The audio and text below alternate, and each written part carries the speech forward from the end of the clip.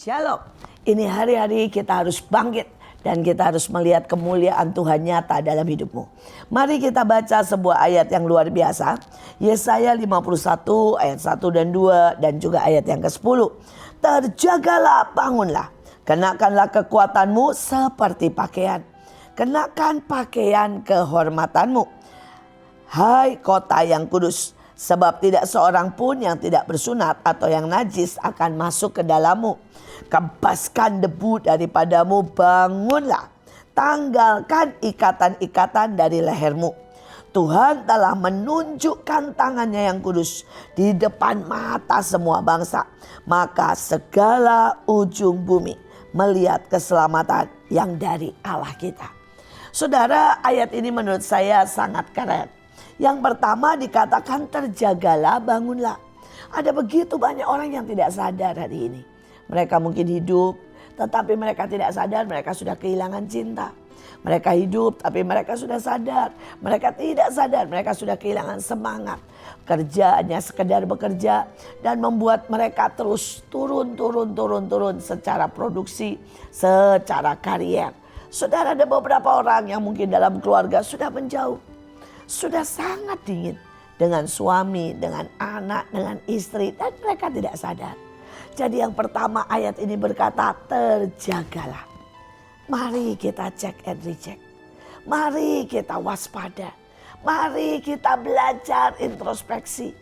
Bagaimana keadaan kita?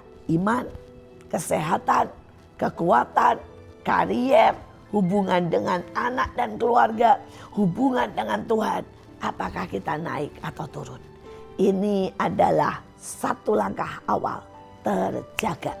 Tetapi kemudian ayatnya berkata, kenakan kekuatanmu seperti pakaian. Saudara, kita selalu berpikir Tuhan memberi kita kekuatan. Ya betul. Tapi rupanya Tuhan juga berkata kenakan kekuatanmu. Karena ada banyak orang yang tidak pernah menggunakan kekuatannya. Tetapi dia menyimpannya. Saya punya seorang teman, dia sangat-sangat hebat untuk mengarang. Tetapi selama itu tidak pernah dipakai. Dia berpikir yaitu mengarang pada waktu dia sekolah. Pada waktu dia bikin tesis. Pada waktu dia harus misalnya menceritakan sesuatu kepada orang lain. Maka mulailah dia mengarang cerita. Tetapi dia tidak pakai itu kekuatan untuk memperoleh penghasilan. Atau mendapat sesuatu tambahan. Sampai akhirnya tiba-tiba ketika dia sedang tidak pernah sadar, tidak pernah berpikir untuk mengembangkan itu. Tetapi dia sedang bergumul untuk masalah keuangan. Dia berdoa, Tuhan kenapa keuangan saya mepet. Dan tiba-tiba ada seorang hamba Tuhan yang mendoakan dia. Dan hamba Tuhan ini berkata, kenakan kekuatanmu, mulai menulis lagi. Dia kaget sekali. Dia bilang bagaimana menulis menjadi jawaban untuk kesulitan ekonomi. Dan hari itu dia mulai mencoba menulis karena meresponi Tuhan. Sekali lagi sepertinya sudah lama dia tidak pakai. Dan dia sudah hampir saudara menyerah dan berpikir dia sudah tidak bisa menulis. Dan dia mulai menulis dan mengirimkan tulisannya ke lomba karya saudara ilmiah. Soal perkembangan, soal anak-anak dan sebagainya. Dan ketika dia menulis, dia juara ketiga. Dan dia dapat 20 juta. Dan dia berkata, seketika masalahnya berlalu. Sejak hari itu dia tidak berhenti. Dia mengirim naskah dari satu tempat ke satu tempat.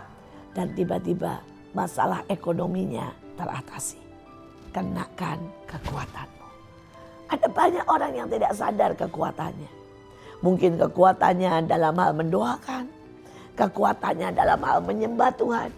Kekuatannya dalam hal memasak. Kekuatannya dalam hal melobi. Kenakan kekuatanmu.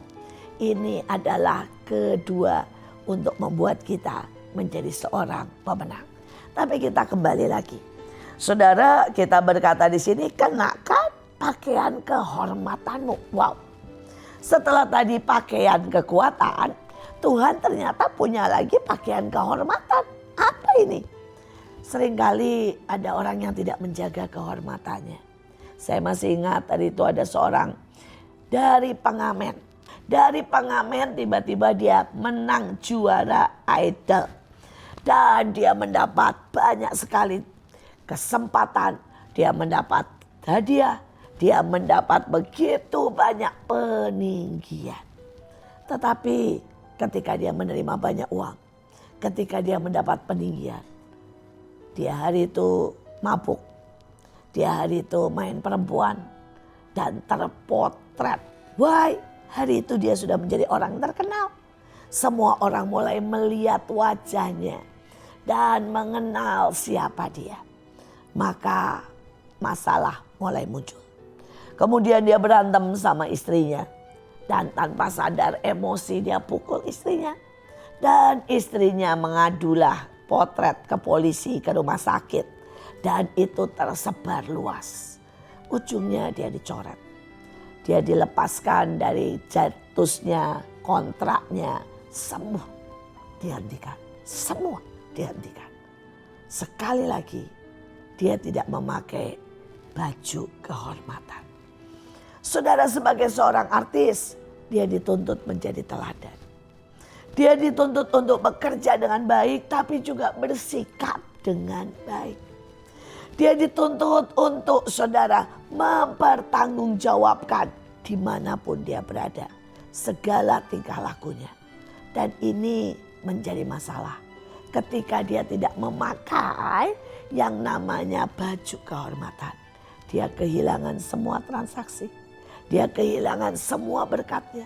Dia kehilangan semua saudara kesempatannya.